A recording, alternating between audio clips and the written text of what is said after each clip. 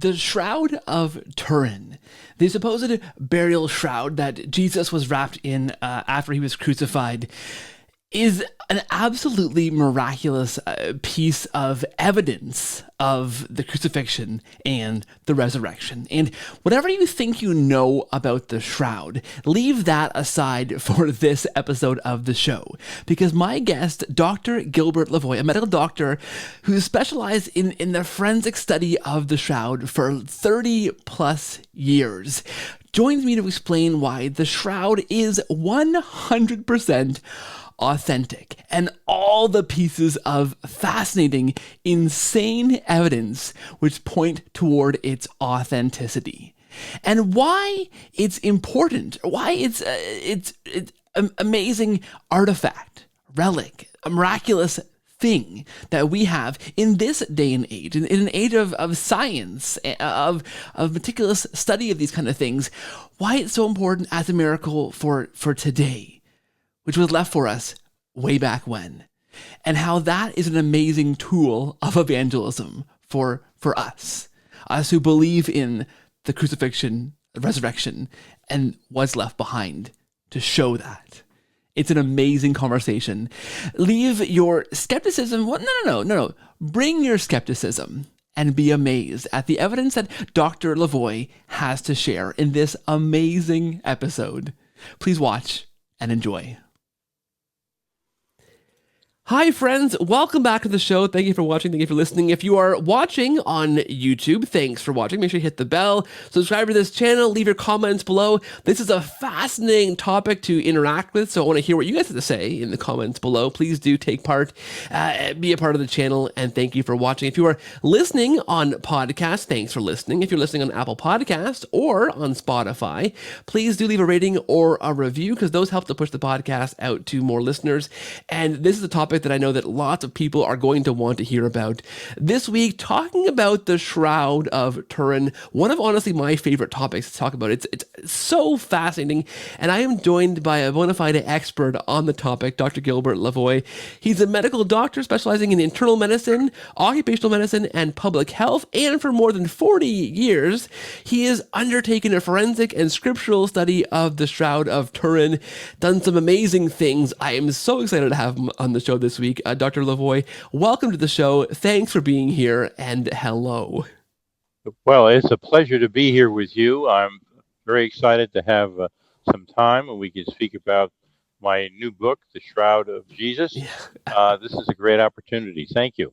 Absolutely. I should mention the book title. What I somehow missed that part. It's The Shroud of Jesus from Sophia Institute Press, and it is fantastic. Can I say, I don't want to build up your ego too much, Dr. Lavoie, and risk your head enlarging, but this is a fantastic book. It's full of pictures. It's full of all kinds of it's meaty. It's not just kind of an overview of the Shroud. We're digging into the actual in-depth details, Dr. Lavoie, and I love that kind of stuff. So this is just a fantastic book for somebody who really wants to dig deeply in this topic. So thank you very much for bringing this to the world, Dr. Lavoie. It's fantastic. Well, you're very kind. That's wonderful. One of the things that I've realized when I've over these probably close to 45 years now, is that I realized God indeed did make this image, and He set it up so that you don't have to be a physician, a chemist, or a scientist of any kind to really understand what's there. God created it so that everyone could understand what is exactly going on. And so what I've done is what I talk about and what I discuss, everybody can see. I have about 80 photographs in there, illustrations and so forth. So what I say, you can see for yourself, and you can then decide for yourself what you really think this is. Yeah. What do you think? Is this a forgery? Is this some type of odd thing that we don't understand, but it's not real? Or is this real? Is this really the face of Jesus. Yeah, that's amazing. Let's begin on the ground floor. And I want to ask you, I'm sure listeners are familiar with this shroud, but for those who might not be, because this show is listened to by a lot of Catholic converts or non-Christian Catholics who are looking into the Catholic faith. And so I think for Catholic, this is a widely known thing. The Vatican had, well, not the Vatican, but the church has possession of this, and it's shown, once in a while, very, very rarely. It's something that's talked about. But for the non-Catholic approaching this, who's going to go, what are these guys talking about? Let's begin on the ground floor. What is the Shroud of Turin, or the Shroud of Jesus, as you call it? Sure, absolutely. I think that's very important. The Shroud of Turin, is really and truly the Shroud of Jesus. It's called the Shroud of Turin because the shroud has been in Turin, Italy, for well over 400 years. That's where it got its name. But it's a cloth. It's a linen cloth, made of flax. It's 14 feet long, 3.5 feet wide, and on this cloth, you see the very faint image of the front and back of a naked man, and also you see blood marks that are consistent with what you read about when you read the Gospel of John. What John talks about the crucifixion of Jesus, passion of Jesus, you find all those blood marks on this cloth. Also, you'll see sort of brown parallel lines that are on each side of the body. That's not our interest. That actually was occurred during a fire in 1532 in Chambéry, France. That's what the cloth is. It's a herringbone weave, and it's in people who ask the question, well, how can cloth last 2,000 years? Well, actually, I had that same question when I first started, and I went to an Egyptian museum and I found some beautiful linen cloth that lasts uh, 3,000 years. So if cloth is kept dry and in an appropriate place, it can last for more than well over 1,000 years.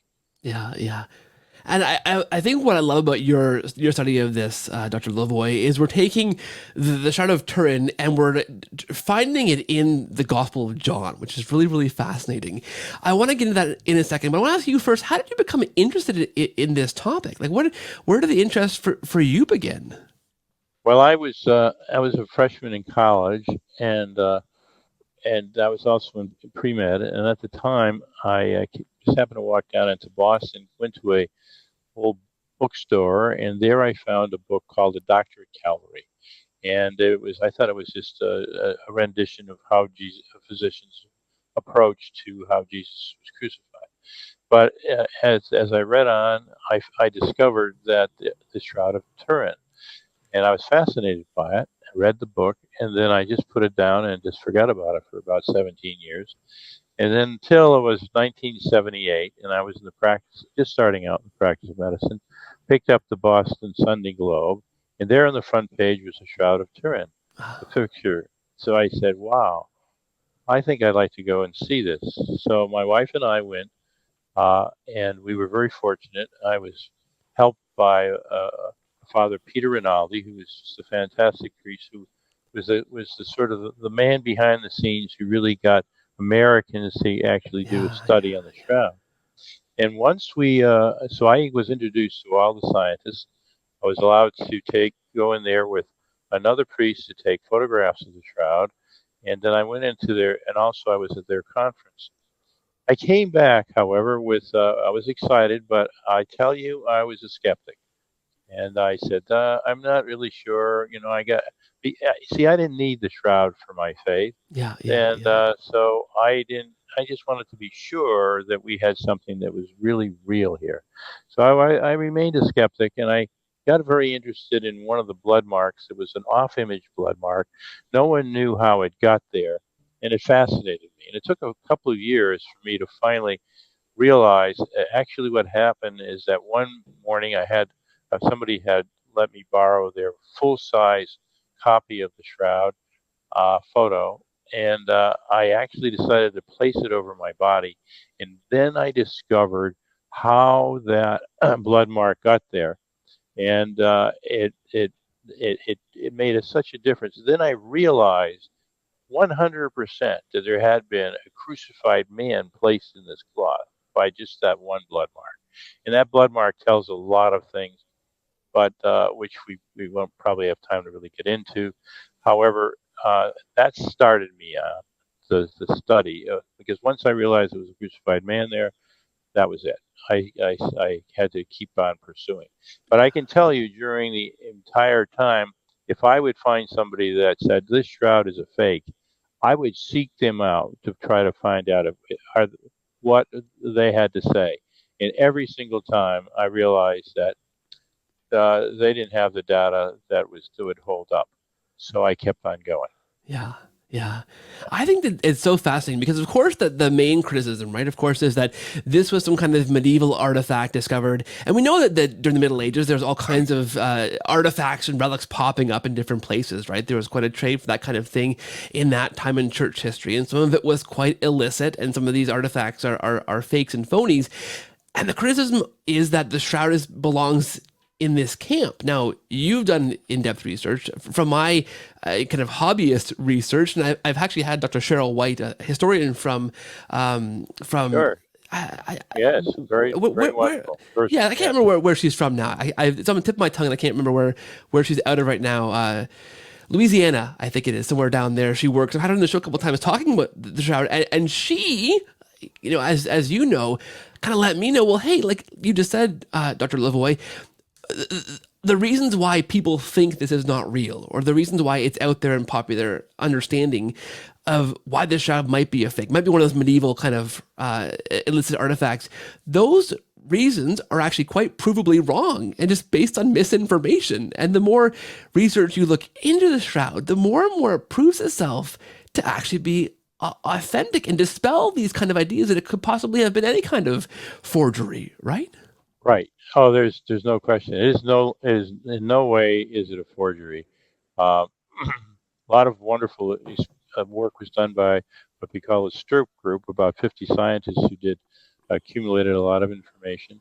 I have in one of my chapters in my book, The Shroud of Jesus, uh, a summary of that. I got to know many of those people. Some of them became long life friends. Over the years, and a number of them have, of course, passed away. We're all getting older, and it turns out that what they had to say with regard to the blood, and definitely when the man that did that was Alan Adler. He was a chemist, and he was an expert in porphyrins, which is breakdown of hemoglobin, and he's the man who who discovered indeed what we see on the cloth that looks like blood is blood. And of course, from a forensic perspective, looking at the body and so forth, there's no question that this is blood, and that this was the blood of a crucified man, as I mentioned earlier.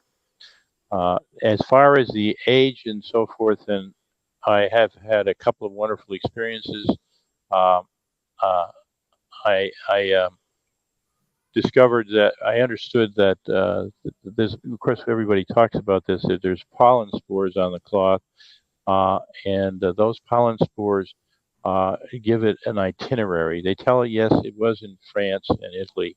However, it was also in Asia, Asia Minor, and actually was all the way down into Palestine, into Jerusalem. Yeah. I happened to have been fortunate enough to meet with Dr. Max Fry, the gentleman who actually did that work. I remember meeting him as a young man, and he looked at me and he said, "I spent 5 years going to different countries to find out, this, matching the pollen spores with the shroud."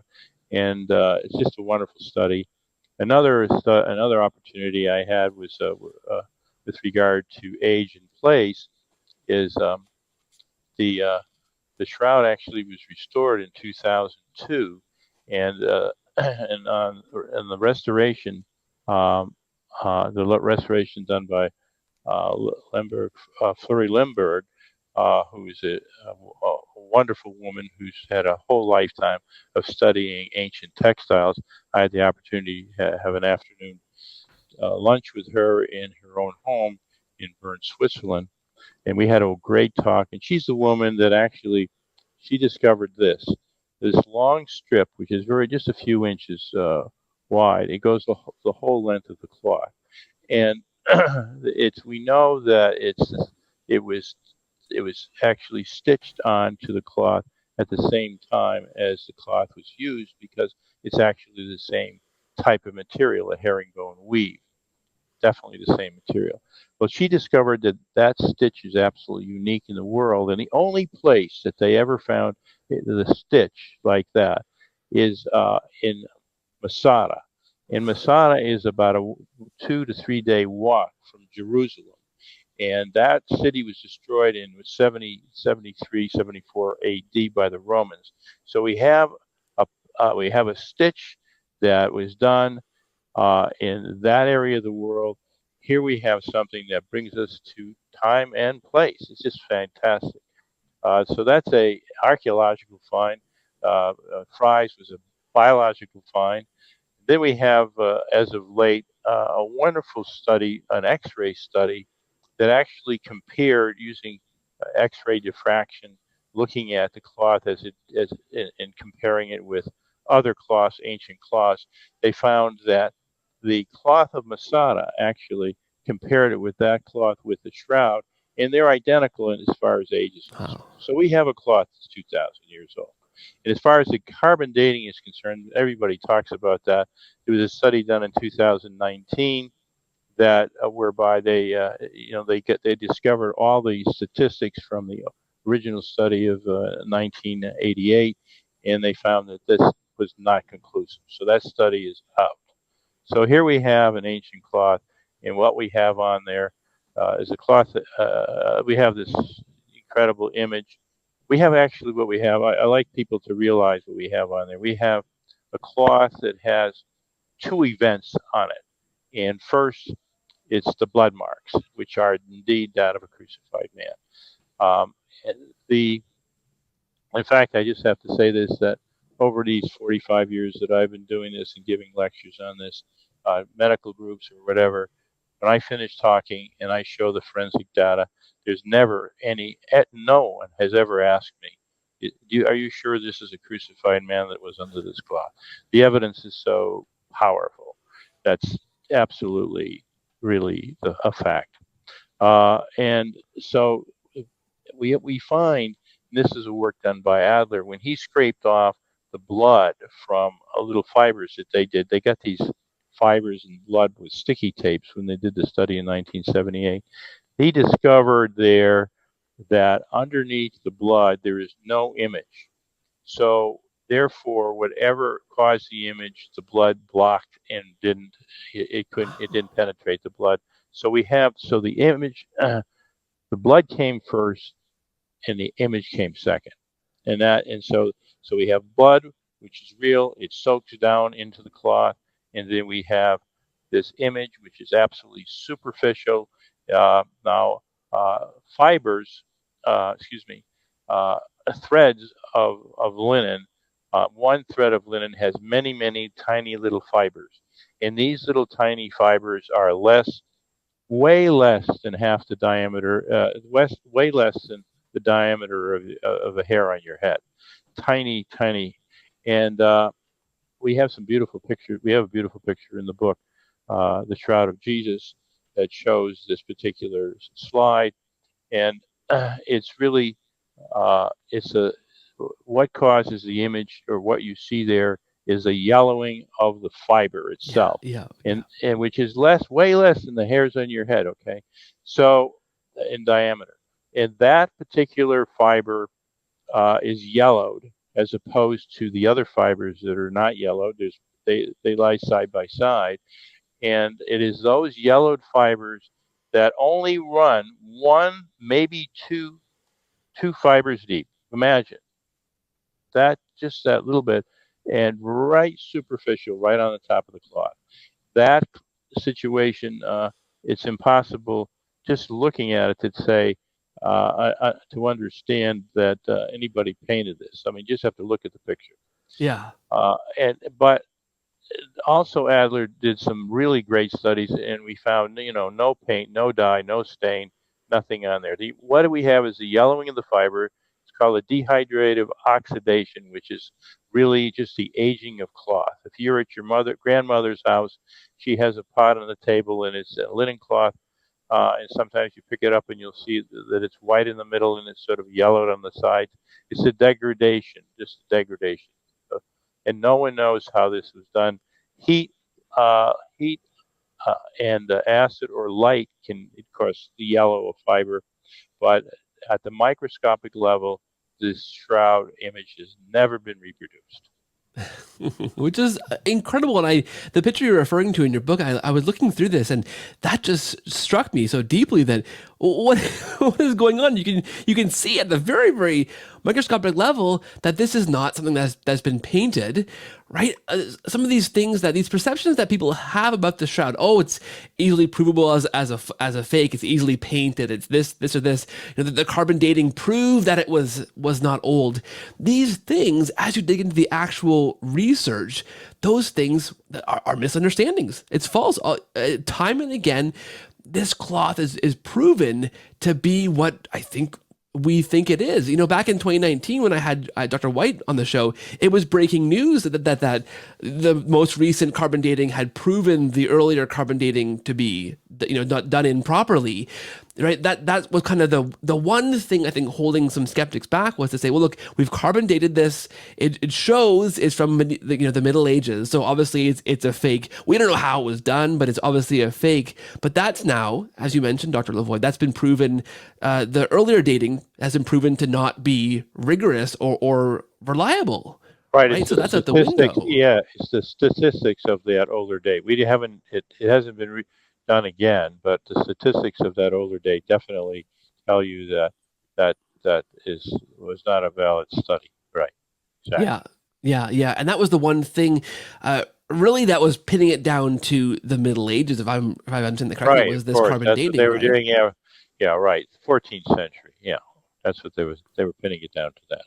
Yeah. So any notion that this was a fake, I guess had to rely on that carbon dating, because everything else that you could look to demonstrate the authenticity of the shroud, those are things we can't seem to replicate. We can't obviously replicate the pollens, and we can't figure out how this technique was done.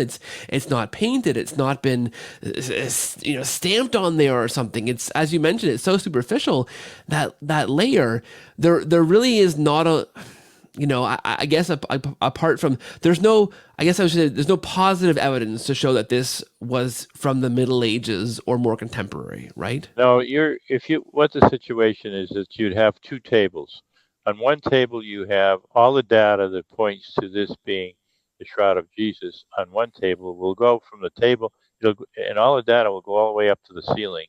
And then you go to the other table and you find carbon dating, which is just sitting there by itself. That's what you've got. Yeah. And that's an outlier, and it's a red herring, and it's got to be forgotten. Yeah. Especially with the new data we have, and the biological data, the archaeological data, and the X-ray data we just talked about. There are also other tests that have shown that it's 2,000 years old as well. Yeah, and it's just remarkable. I mean, paging through your book, just seeing up close pictures of the shroud, we have all these details of a crucified man. We have scourging marks, we have blood on the forehead, we have marks on the side. All these things that we expect, from understanding the crucifixion, from the narrative we read in the Gospel of John and elsewhere in Scripture. All those things we'd expect to find, we're finding on this burial, on this shroud, miraculously there. It's all there, right? In insane detail. Well, the thing is that if you were trying to find who knew about this, who is the witness, you either have, in a crime scene, you would really have a situation where, generally a crime scene goes on. They don't tell everybody all the data, and then they find out who it is because somebody will come in as a witness or whatever, and they were there and giving all this information. Here we have information that's given in the Gospel of John that is so uniquely, it's so wonderful because it actually parallels exactly what you see on the shroud. So that really means that this man had to be a witness. That's where we start. It's which is amazing.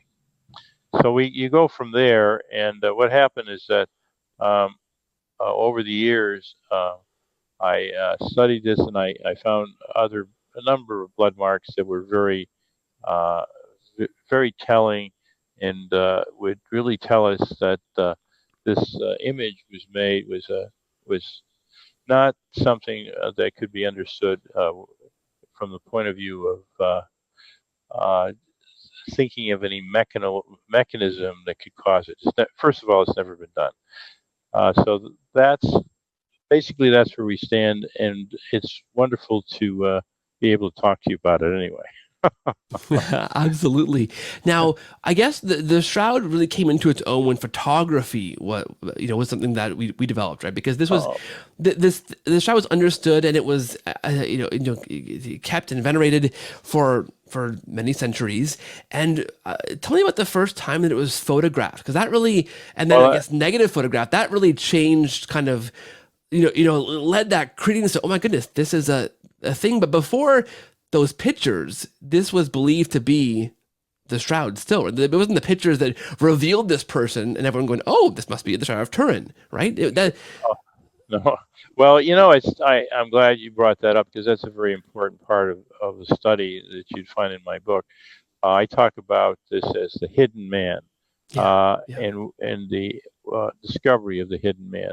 And it was in 1898 when the first photograph of the Shroud of Turin actually was taken. Uh, Secunda Pia, amateur photographer and lawyer, he took the pictures. In those days they had great big cameras with big plates of yeah, glass, yeah. and he brought it into his dark room, and then he was looking at the negative come up, and all of a sudden he saw this marvelous face. He thought basically he was looking at the face of Jesus, Yeah, and he was so amazed by this that uh, you know, he began speaking about it and showing it, and people accused him of being fraudulent in what he did and so forth, the poor man. But he had discovered something absolutely unique, and the scientific world became interested in it, and that started the science. 1898 till today, scientists have been very much interested in the shroud. And so that you can see right behind my head the picture of the shroud. That that photograph was done by Vernon Miller, uh, who is he was a scientific photographer.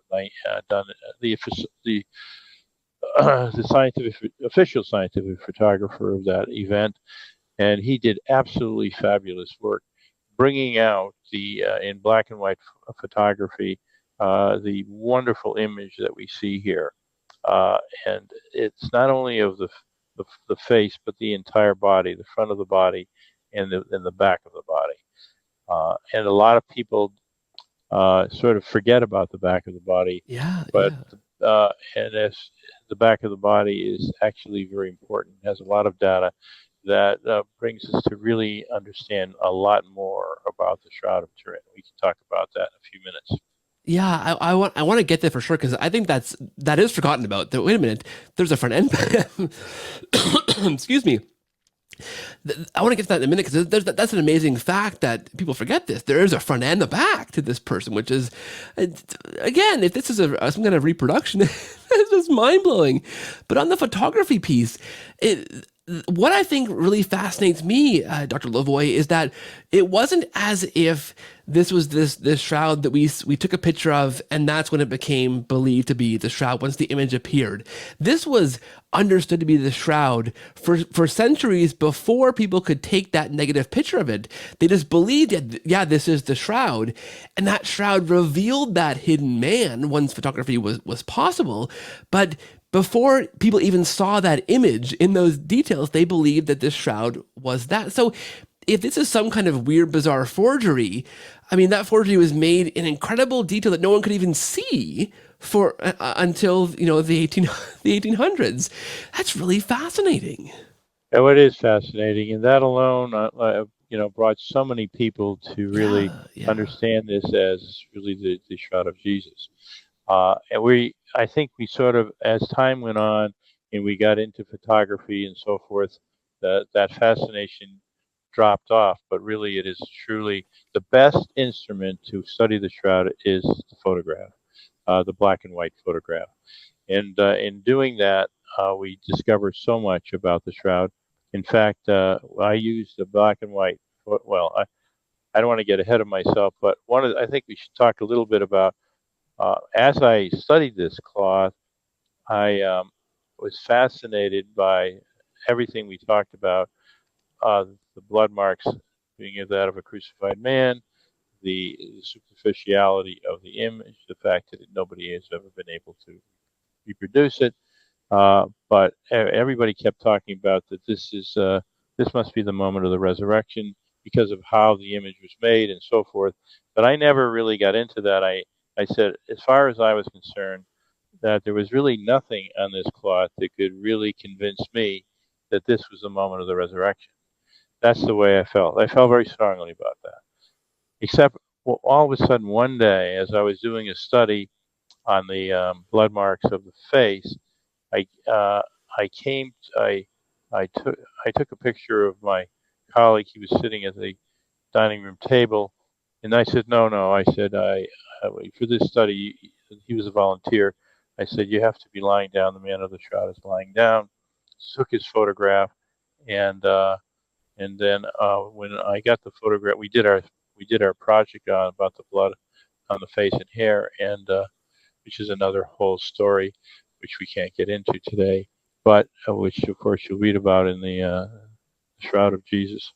But uh, when I got the photographs, the negatives back, of course, those were the days of positive and negative photographs. I was very anxious to take a look at this photograph that I took of this bearded man lying down, and I felt this should look a little bit like the shroud, the face of the shroud. And when I looked at it, it was just a really, it didn't look at all like it. It looks like a sort of a blank face. It didn't have the white areas around the eyes, nose, and mouth and so forth that the shroud that the shroud did not have. Shroud had these light areas around the eyes, but the image of my colleague volunteer did not. His face was all rather blank without those areas. And I said, well, there you are. There's this, what they say this is a negative, but it's not a negative. And I was very upset about all of it. And then I started going through all the rest of the negatives, and I came across another negative of my volunteer that, and that one looked very much like the shroud. It had light areas around the eyes, under the nose, and at the mouth, just like the shroud. And that was my moment. That was the epiphany of my life with regard to the Shroud of Turin, because then I realized that that's the photograph I took of the same gentleman who's sitting at the table. He was upright. So then Oh, I began wow. to realize the man of the shroud is upright. I can't believe it. No, and I was so awed by that. I had the photograph in the living Wow. room, and I literally backed out of the living room, realizing that all of a sudden this man is upright. And so after uh, I sort of calmed down, I came back in the room and I started to look at this, and I said, "Is there anything else on this cloth that's consistent with an upright man?" And I started looking at the chest and so forth and the hands, and they were also consistent with an upright person from the point of view of shadows. And then I said, "Is there something else on that?" And I says, "My gosh, there is something else. Look at the hair. You can see the hair. The hair actually falls all the way down to the shoulders, comes all the way down to the shoulders, but this man is upright. Then you look at the back, and the hair flows down the back, just as if this man is upright. So the hair was consistent with an upright man. And then later on, uh, uh, if you all would follow me, for example, into a hospital, into an autopsy room, or if you're working with cadavers and dissecting or whatever. And I remember when I was young in medical school, first turning over to get the body and seeing, I was just shocked to see the body was flattened. The back is flat. The buttocks is flattened, and so forth. And that's what you have when you have a dead person lying lying down. His body becomes flattened out.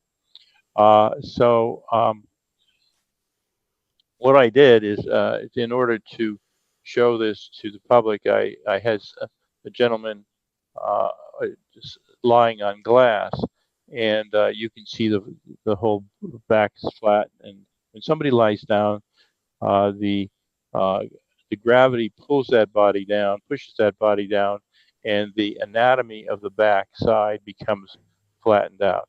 When the person stands up, you have the anatomy, the gravity pulling on the anatomy of that person, and so you have form.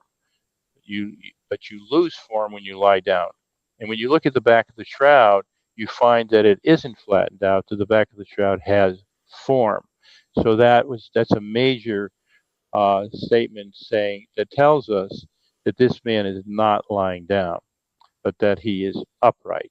So and all the pictures are in the book, uh, the Shroud of Jesus. All you have to do is sort of look and study them. You can test those things out for yourself. You can put your hand on glass or lie on glass or whatever. You can see what happens to a body. So it's all reproducible. The man is upright. There's no question about it. So that, but it was, even though when I saw that, I said, well, why he's upright? But I saw that his legs were actually crossed, and therefore he wasn't standing. I said, why isn't he standing if he's resurrected? Why isn't he standing? And I didn't know what to do with that. So I said, well, I didn't know who to look to or call or whatever. And I said, well, I guess I'll probably look at the Bible. So see if I find anything in the Bible. So I began reading the Bible, and I read Mark, Luke, Matthew. I didn't find anything. Then I got to John, chapter 12, verse 32. And there I read, Jesus said this, and when I am lifted up above the earth, will draw people to myself. It was the exact description of what I was looking at on the shroud. And I was just floored. And I said, then, of course, underneath that, it did say that he must have been he was talking about his crucifixion. However, I pursued that some more, and then I went to people like commentators like Raymond Brown, and I discovered Raymond Brown when he talked, and I found right away in Raymond Brown, actually in the introduction of his book, that when Jesus, at the end of his career, when Jesus is lifted up in death and crucifixion, death and crucifixion and resurrection. That's the culminating event of his entire career. In other words, the resurrection is the culminating event, and that's actually what you're seeing on this shroud. That changed my whole perspective, and then I knew that forensics wasn't going to work anymore. I really had to go and start to study the Bible to do this.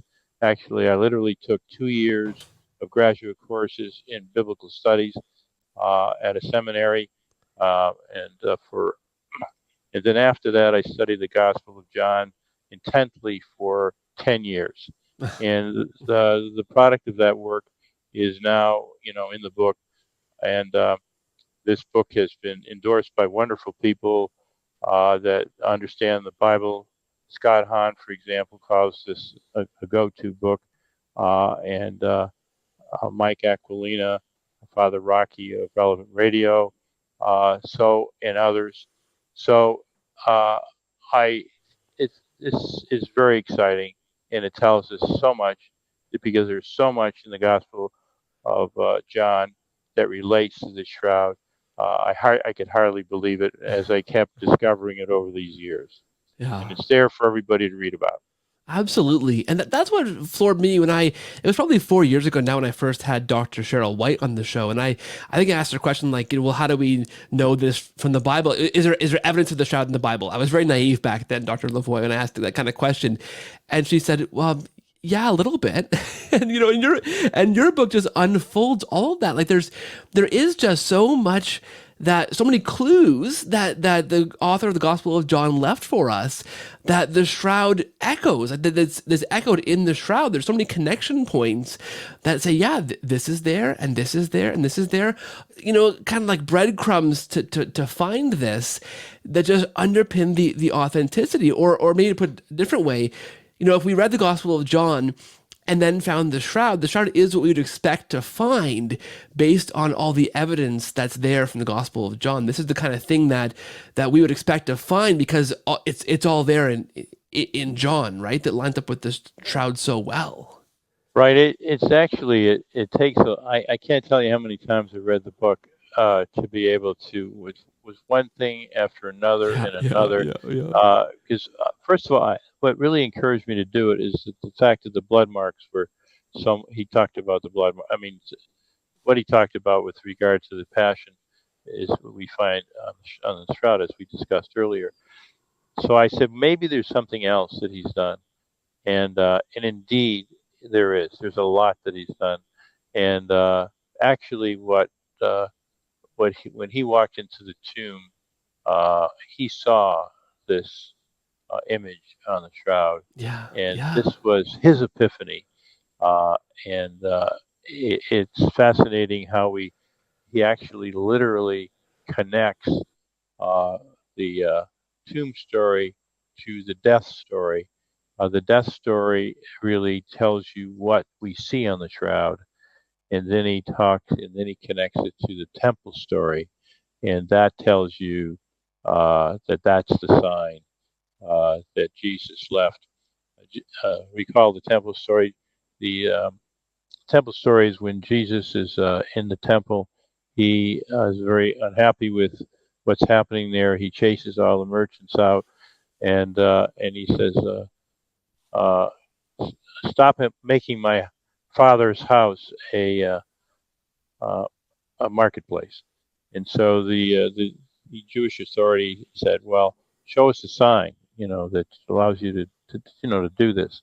And Jesus says, he gives them a sign. He predicts a sign, and the sign that he predicts: destroy this temple, and in 3 days, I will raise it up. Now, what's that mean? Destroy this temple in 3 days, I will raise it up. And John makes it clear that he's raising the temple of his body. He's talking about the temple of his body. And that's what you see in the shroud, the, the temple of Jesus, the body of Jesus raised up. And that's what he predicted 2,000 years ago. And that's what we have today for everyone to see. This fascinating, it's more than fascinating, it's wonderful. It's a work of God. And why did Jesus do all these works? Actually, to go back a little, John calls what we call miracles, John calls signs. Jesus Yeah, called yeah, them yeah. works. And those works were there for a reason. And Jesus was very specific about the reason. He did those works so that we would know that he was sent by the Father, and that we would know that he is in the Father and the Father is in him. So that's why he did these works. And this is of all the works that were done by Jesus, this is the only living work Ah, that has yeah, come down to yeah. us, the most important work. And God has allowed this to happen. And lo and behold, we discover this, of course, this hidden man, just in 1998. It's for us today to come Yeah. to realize that Jesus is the Son of God. Amen. I love that, Dr. Lavoie. And I love that you had mentioned that it's what, your epiphany moment there, realizing that this was an upright man, right? This isn't necessarily a shroud of a man who's been crucified and laying in the tomb. This is, like you say, this is the sign. This is the sign that this is of a man who was resurrected. I think that just further deepens the amazing sign that the shroud is, that image is of a man resurrected, not laying down in a tomb. Like, this is Gosh, that gives me goosebumps to think Well, about. the thing is this: if you go all around the world and you look at sculptures of the man of the shroud, you will find them all with him lying down. Yeah, yeah, Uh, we just created I worked with for three and yeah, a half yeah, years yeah. with Pablo Eduardo, who is a very well-known a sculptor, internationally known sculptor, and we worked 3.5 years on and off, of course, and we developed he did a beautiful job of of inch by inch. We studied and measured, creating an image, a new image, replicating as best we could what you see on the shroud, looking at back and front, and that now has been finished. And actually, that sculpture is at the Ave Maria University down at the tip of Florida. If anybody is interested in ever looking at it, they can find it there. We have a bust of the entire sculpture, which I just left down at the Catholic University. Excuse me, at the Catholic Information Center on K Street there in Washington D.C., right downtown at K Street. And if anybody wants to see it there, they will not only see they will see the bust of showing the hair flowing down front and back. And you have to ask yourself, would is that of a man lying down? And the answer really is no, it's not. It's a Yeah. man that's upright. And also there, from another group, they have the full size shroud, which people could, in color, people can see that. But the bust that we have brought down in my books there, of course, the Shroud of Jesus, and of course it's available from Sophia and other outlets. Yeah, and what's remarkable, you mentioned just in passing to Dr. Lavoie that I think is absolutely amazing, is that this is a sign for us today, right? Like photography wasn't available back in the Middle Ages for people who venerated the shroud or had the shroud back then to see. God in His infinite wisdom, if you believe this shroud is authentic, and there's no reason I don't think to believe it's not authentic. If you're a Christian believer or somebody who's curious about the Catholic faith, you got to realize that once photography was available and the shroud was being was filmed, these pictures were available and this negative image was available, and we can see the detail of this more in depth. We couldn't do that until recently, which leads you to say, I think wisely, Dr. Lavoie, that this is a sign for now, for us right now. This is a modern sign that we were, that Christ left for us 2,000 years ago in the tomb when He resurrected, knowing in His infinite wisdom that now is the time for us to see this and to begin to ask questions, and for God in His infinite wisdom to draw us closer to Him through these miraculous things like the shroud. Like this is a now thing. I think that's amazing. No question, it's a now. It's a now. It's all in God's time, and so now we understand that, and we it's important to let people know what it is and to understand what it is. And the best way they can understand is by reading the book, The Shroud of Jesus. Yeah. Uh, and and it's a sign John ingeniously concealed. Yeah. And indeed he did. He ingeniously concealed it, again, knowing that if people knew about it, that it would be destroyed by his countrymen because it would be considered an object of idolatry. So he had to conceal it. Yeah, tell me a bit more about that. Could you go into that in some more depth in the book? And I encourage listeners to pick up this fantastic book. I gotta say to you, this weighs a lot. Like it's how many pages is this? It's 200 pages ish. They're packed. Like they're packed full of information. The font is not very big because there's so much in here, Dr. Lavoie. So kudos on just packing this full. But one of those things, is this idea that this was really a sign that was concealed by John, that really some rigorous Bible study can unpack this. And I remember Dr. White on the show 4 years ago, piquing my interest, cluing me into the fact that, John mentions there's a shroud in there. He left that tidbit there in the inspired words on purpose. But you talk about this idea of kind of concealing that sign and why he would have concealed that sign. That is really fascinating. And I think just lends more credence to this being, yeah, right there in the Bible, right? So, what is this idea of why would he have to conceal kind of this hidden sign in his Well, gospel? he in the Jewish world, that images, and certainly even now, but at that time, if you read Josephus, and I have that in there in the Yeah, book yeah, as well. If you read Josephus, who paralleled John's life, um, you find that uh, people would rather the Jewish people would rather die than have this type of image, like say, put into their temple and so forth.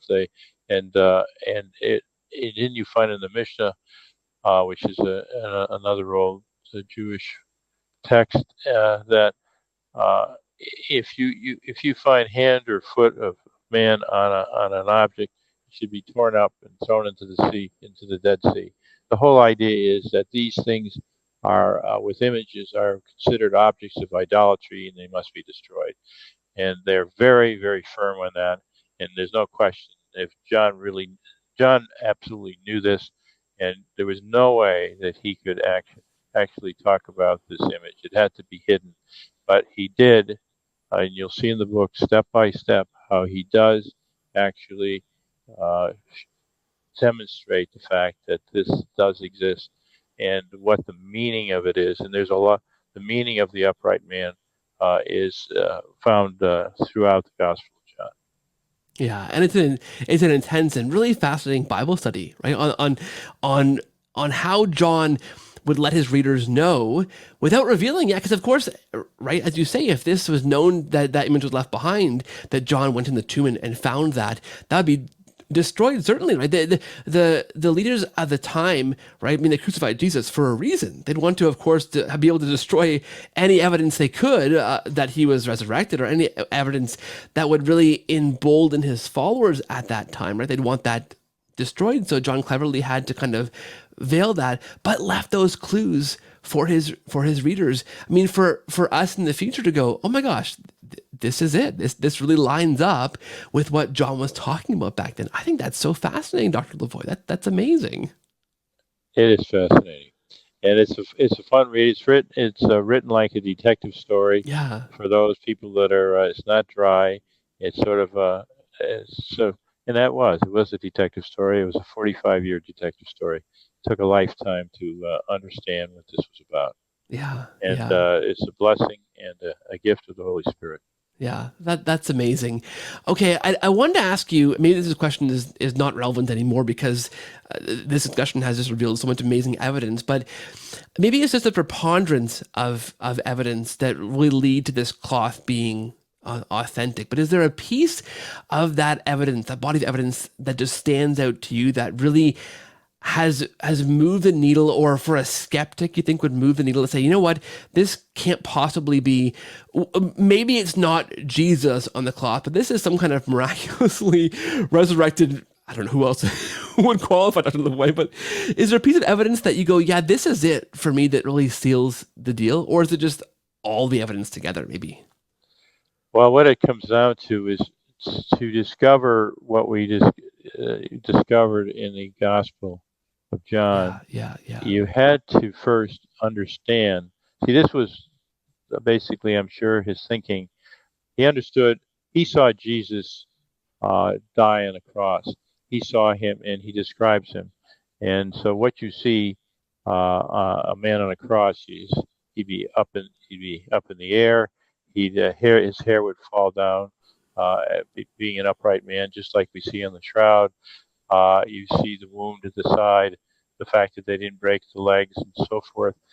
What he describes there is what you see on the shroud.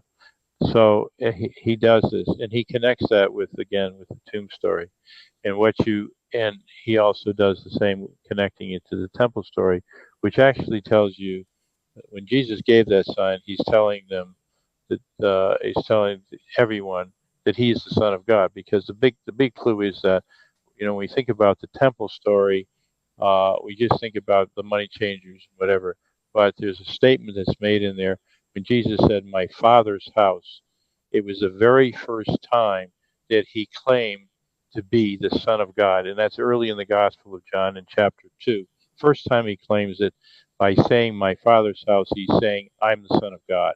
And that's the reason why the Jews and authorities wanted a sign to say, well, because you go to chapter 5, and Jesus basically says the same thing about his Father. And John gets into the details of that, how that's blasphemy, and that they want to kill Jesus because of saying that. So that's the same thing. It was a major statement that he made there. That's why they wanted the sign. And so when Jesus says, "Destroy this temple, and in 3 days I will raise it up," that is the sign that he predicts, telling you that if that does indeed happen, and you see that in the future, know that that means I'm telling you it's proof, or it's data telling you that I am indeed the Son of God. And so that's what John understands and realizes. When he's in the tomb, he it's very interesting when you read this, the tomb story. The tomb story is he walks in the tomb. He looks at he sees the linen cloth. Then Peter goes in. He sees the linen cloths.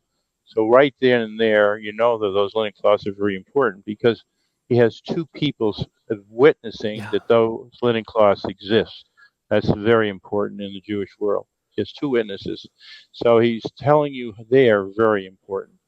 And then when he goes in, he saw and believed, and there is no object to those verbs saw and believe. You don't know what it is that he Yeah. saw, Yeah. Yeah. and you don't know what it is that he believed. Some people, all the years when they said, well, he saw an empty tomb and that he believed that Jesus resurrected.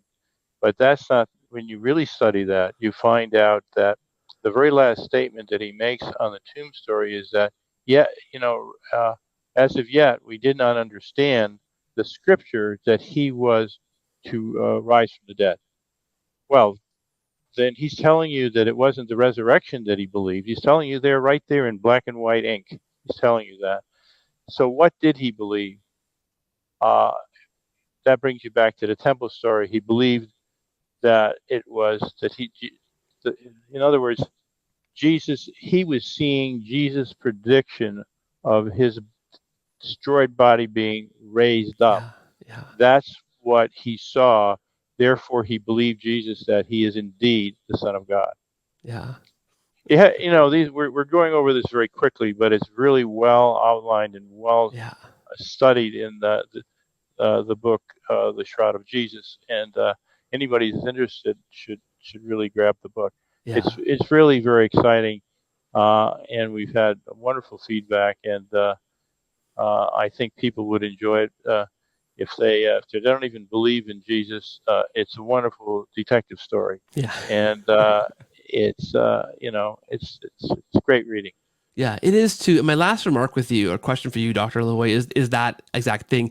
People who don't believe in Jesus, like this, you mentioned before, I think amazingly, this is a sign for now for us, right? This is a sign for the information age, for when photography was possible, when these studies were possible, when science could dig into the shroud and just prove time and again all these different pieces of evidence that just kind of add up, right? To show that this really is what it seems to be from the evidence from the Bible, right? And all the science that just seems to underpin that.